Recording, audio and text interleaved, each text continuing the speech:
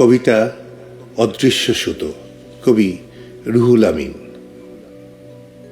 গত ডিসেম্বরে কেনা সোয়েটারটা আপনার খুব পছন্দ হয়েছিল।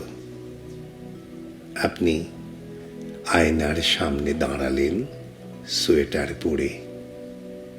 শীতের জুবুথুবুতে আপনাকে কত আদর লাগতো, কত পবিত্র লাগতো। এই শহরে আবার শীত এসেছে।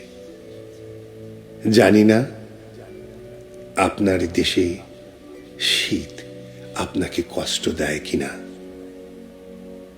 আপনার শহরে এই একই আকাশ, বৃষ্টি, জ্যোৎস্না, শীত আপনাকে স্পর্শ করে কিনা জানা হয় না।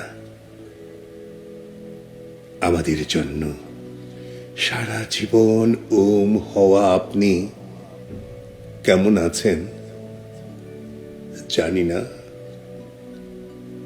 আমাদের দোয়া আপনার জন্য ওম হবে ইনশাল্লাহ। আব্বা, বিরামহীন ভালোবাসা আপনার জন্য।